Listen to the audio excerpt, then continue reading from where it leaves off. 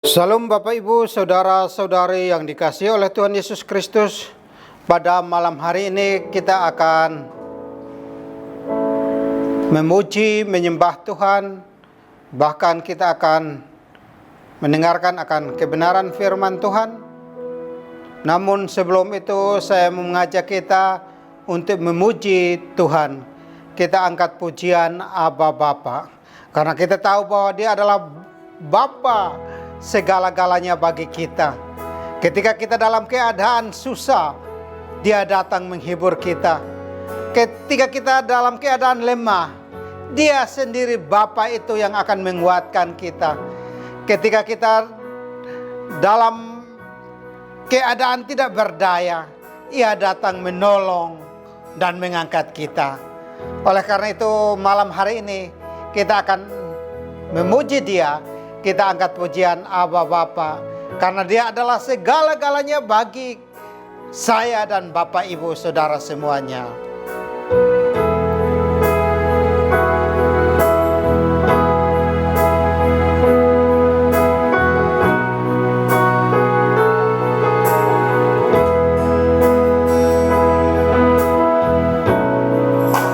Aba Bapa, Aba Bapa, Kau segalanya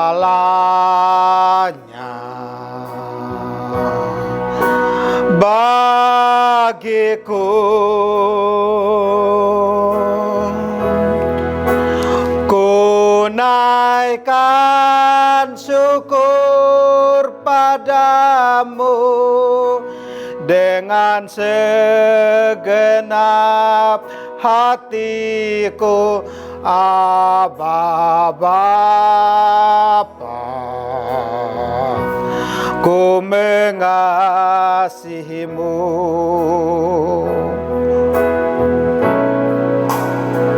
Aba Bapa, Aba Bapa,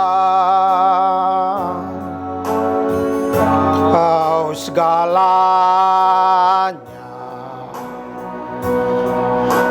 bagiku. Ku naikkan syukur padamu dengan segenap hatiku. Aba Bapa, ku mengasihimu.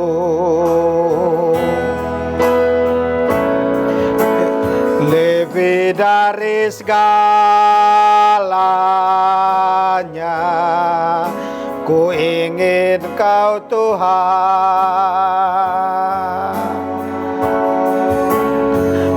Perak dan permata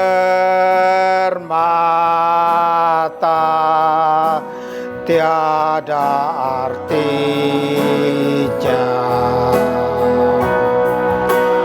Ku ingin lebih dekat, bersekutu denganmu. Jadikan ku hamba setia kepadamu.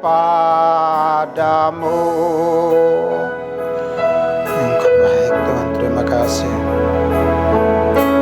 Engkaulah Bapa yang baik.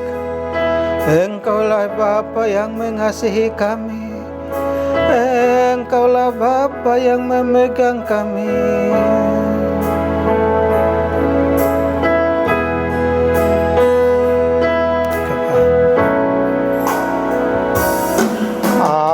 Aba Bapa, Aba Bapa, Kau segalanya bagiku.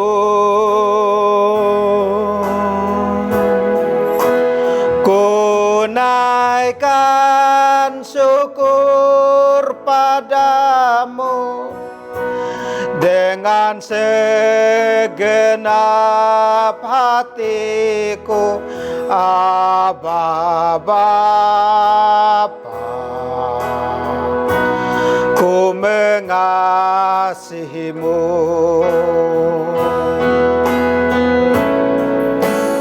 Lebih dari segalanya,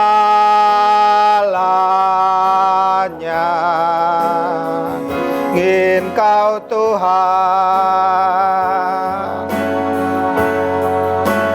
emas, perak, dan permata tiada artinya. Ku ingin lebih dekat,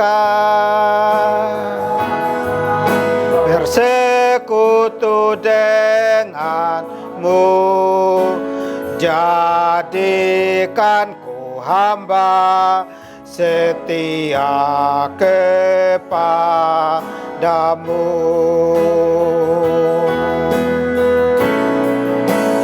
Lebih dari segalanya, ku ingin Kau Tuhan,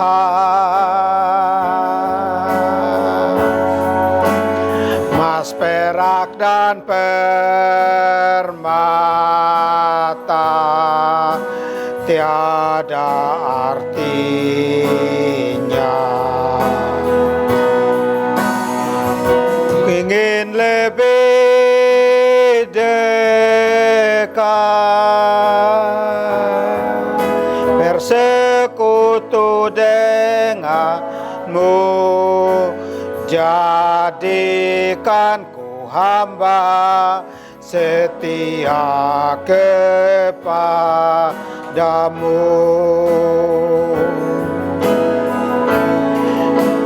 Jadikan ku hamba setia kepadamu.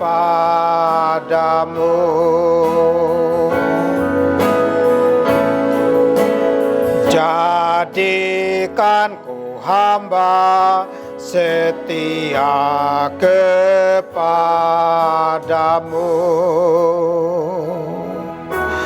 Jadikan ku hamba Tuhan, biar setia kepadamu. Haleluya.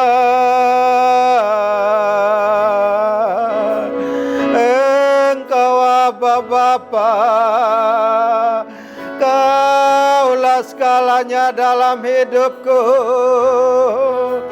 Engkau segalanya, Kaulah Aba Bapa yang mengasihi. Engkau rela berkorban bagi saya dan semua orang.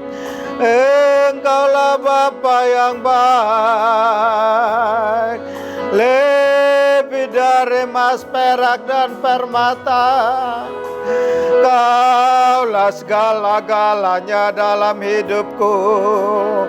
Engkau Bapa yang baik, Bapa yang mengerti keadaanku. Haleluya. Yesusku yang hebat, terima kasih Tuhan. Engkau baik, Kaulah segala-galanya dalam hidup ini Tuhan.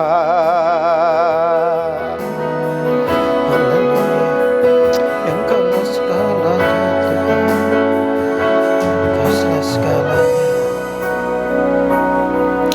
Benar Tuhan bahwa Engkaulah segala-galanya di dalam hidup kami. Engkau adalah Bapa yang baik, Bapa yang tidak pernah meninggalkan perbuatan tangan-Mu. Engkau tetap memelihara kami. Engkau tetap menjaga kami sampai detik ini Bapa. Itu semua oleh karena kebaikan-Mu kepada kami. Tidak ada kata lain yang kami ucapkan selain ucapan syukur dan pujian kepada karya-Mu yang begitu besar. Bahkan pada malam hari ini Tuhan, kami anak-anak-Mu siap untuk dikuatkan oleh kebenaran firman-Mu.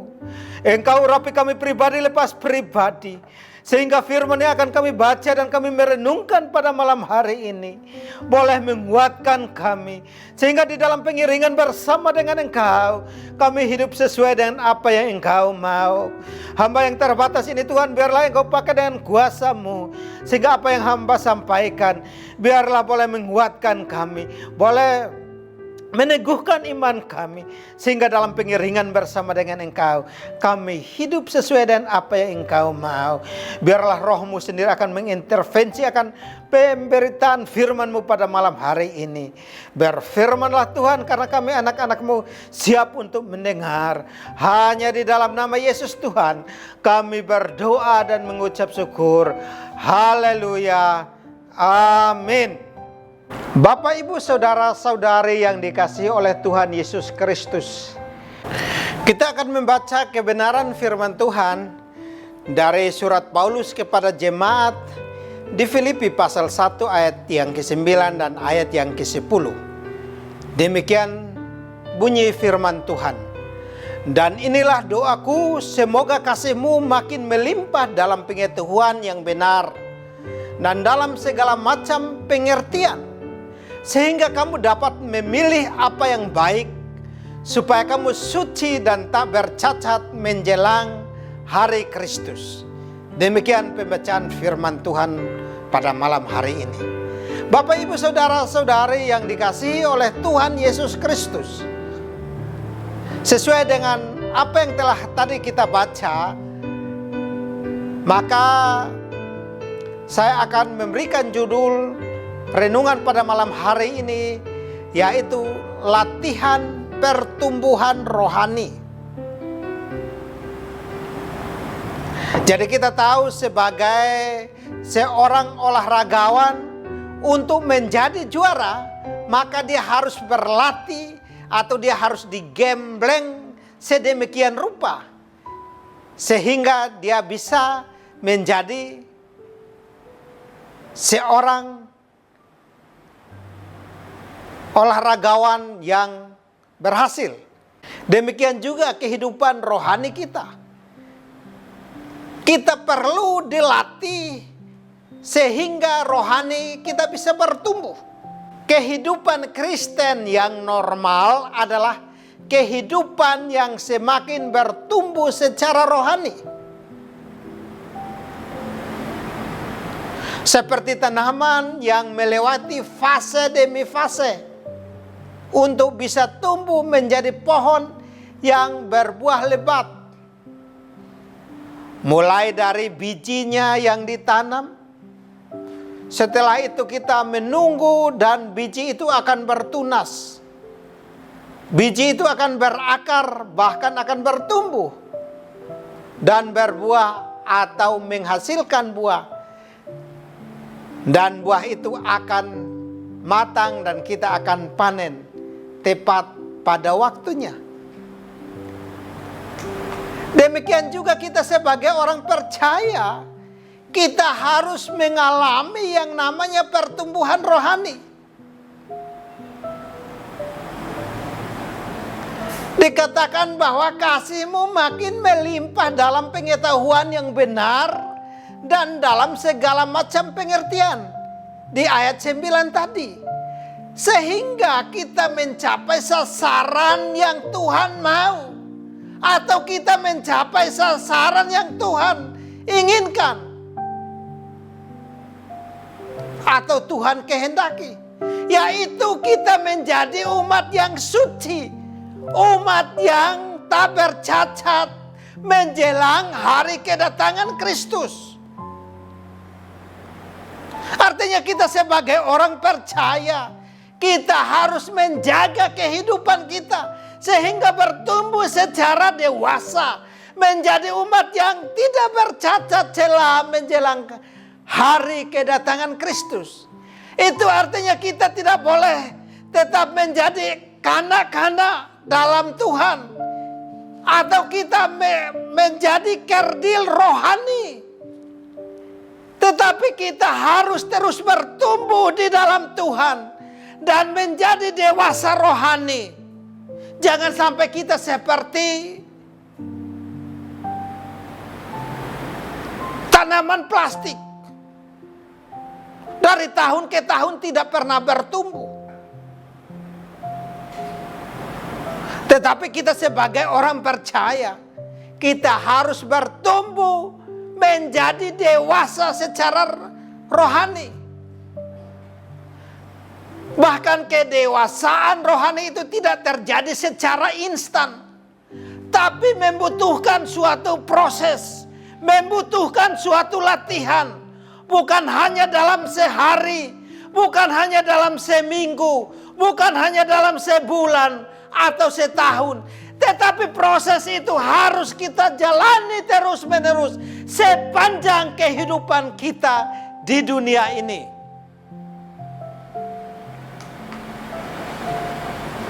Oleh karena itu, hal apa saja yang harus perlu kita latih sehingga kita bertumbuh secara rohani? Yang pertama yang harus kita latih adalah membaca dan merenungkan firman Tuhan. Kalau ingin supaya bertumbuh secara dewasa di dalam Tuhan, maka kita harus membaca firman Tuhan. Tidak ada istilah, hari ini saya baca. Nggak bisa. Kita harus baca firman Tuhan. Kita harus merenungkan firman Tuhan itu. Karena firman Tuhan itu adalah makanan bagi jiwa dan roh kita. Alkitab menyatakan bahwa manusia hidup bukan dari roti saja, tetapi dari setiap firman Tuhan. Oleh karena itu, kalau kita mau bertumbuh secara rohani, maka tidak ada cara lain. Kita harus membaca firman Tuhan. Dan setelah itu kita harus merenungkan firman Tuhan. Dan pasti setelah membaca, merenungkan, maka saya yakin bahwa kita akan mempraktikkan firman Tuhan itu di dalam kehidupan kita hari lepas hari. Kalau kita bergaul dan kebenaran firman Tuhan, apapun persoalan yang kita hadapi, apapun masalah yang kita hadapi, kita akan tetap kuat. Karena firman Tuhan itu yang menopang kita. Firman Tuhan itu yang menuntun kita. Sehingga kita berjalan sesuai dengan apa yang Tuhan mau. Sebagaimana tubuh jasmani kita membutuhkan makanan yang bergizi untuk tumbuh, untuk sehat, demikian pula tubuh rohani kita juga harus diberi makan. Makanan rohani itu yaitu firman Tuhan setiap hari. Makanya kami itu selalu tidak bosan-bosan, selalu bertanya, siapa yang membaca firman Tuhan hari ini? Siapa yang membaca firman Tuhan setiap hari? Janganlah kita lupa memperkatakan kitab Taurat ini sebagaimana Yosua 1 ayat 8 dikatakan, janganlah engkau lupa memperkatakan kitab Taurat ini, tetapi renungkanlah itu siang dan malam, supaya engkau bertindak hati-hati sesuai dengan segala yang tertulis di dalamnya. Sebab dengan demikian perjalananmu akan berhasil dan engkau akan beruntung. Jadi kalau mau beruntung, mau berhasil, tidak ada cara lain. Kita harus membaca firman Tuhan. Kita harus merenungkan firman Tuhan itu. Karena kalau kita baca firman Tuhan dan kita merenungkan firman Tuhan, maka janjinya adalah kita akan bertindak hati-hati. Tidak menyimpang ke kiri dan ke kanan. Kita berjalan sesuai dengan apa yang Tuhan mau. bahkan lewat itu kita berhasil dan beruntung. Selain membawa pertumbuhan rohani di dalam hidup kita dengan membaca dan merenungkan firman Tuhan, maka masih ada satu kunci yang perlu harus kita lakukan di dalam hidup ini supaya kita bertumbuh secara rohani. Yang pertama tadi saya katakan membaca dan merenungkan firman Tuhan. Maka hal yang kedua adalah bertekun dalam doa. Jadi tidak hanya baca dan merenungkan, tetapi kita harus bertekun di dalam doa. Sebelum kita melakukan aktivitas kita, kita harus berdoa. Kita harus minta pimpinan Tuhan. Bahkan Alkitab menasihati kita sebagai orang percaya supaya dengan tidak jemu-jemu berdoa. Bahkan Alkitab berkata tetaplah berdoa. Artinya apa? Perintah itu supaya kita lakukan. Jangan kita tidak mau berdoa. Bahkan ada yang mencari alasan. Ya Pak, kalau saya ada waktu baru saya berdoa.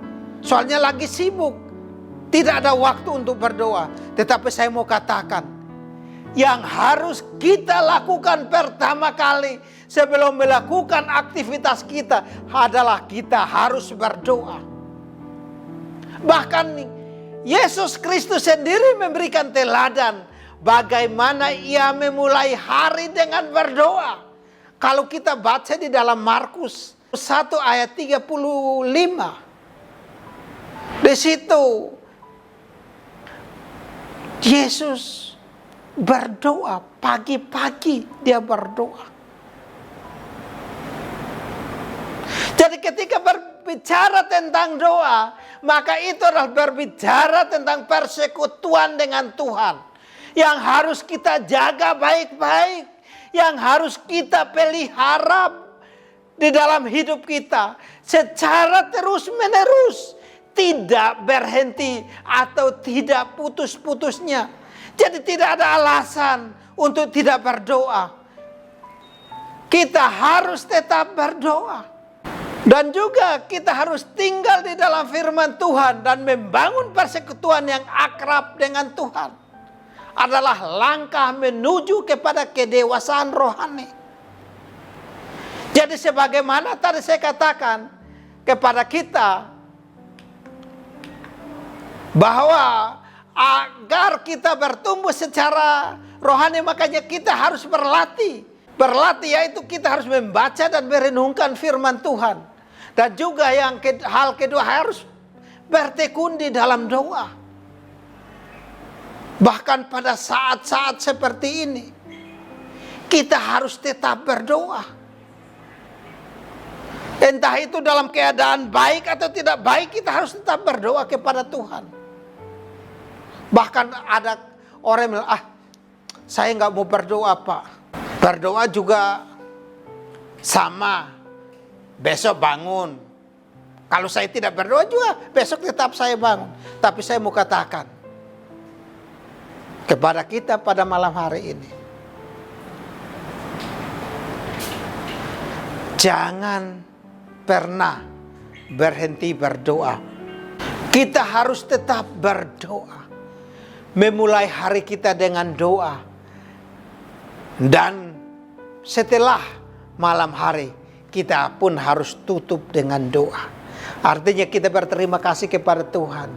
Karena penyertaannya dalam sehari kita beraktivitas. Oleh karena itu, saya mengajak kita supaya kita tetap melakukan kebenaran firman Tuhan. Selain tadi membaca merenungkan firman Tuhan, kita harus berdoa, harus tekun. Jadi berbicara tekun itu berarti harus sungguh-sungguh, bukan asal-asalan. Ada yang berkata, Pak saya sehari berdoa 3 kali cukup kan Pak? Saya tanya, 3 kali berdoa apa saja? Makan Pak, makan pagi sekali, makan siang sekali, makan malam sekali. 3 kali Pak, cukup kan? Itu tidak dimaksud dengan berdoa dengan tekun. Saya mau katakan, sebelum kita melakukan aktivitas kita harus melakukan yang pertama adalah berdoa.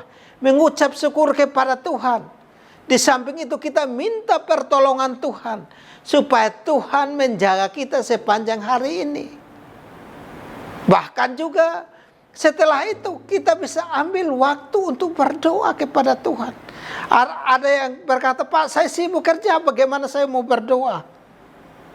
Berdoa itu tidak membutuhkan tempat khusus. Ketika kita lagi bekerja, kita bisa berdoa.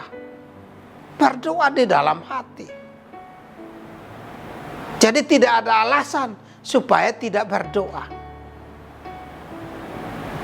Oleh karena itu, biarlah kita mempraktikkan kebenaran ini. Kalau ingin supaya bertumbuh secara rohani, maka tidak ada cara lain selain tadi cara yang pertama, yaitu membaca dan merenungkan firman Tuhan setiap hari atau setiap saat. Dan hal yang kedua, bertekun di dalam doa. Kiranya kebenaran pada malam hari ini menolong kita, menguatkan kita. Tuhan Yesus memberkati. Haleluya. Amin.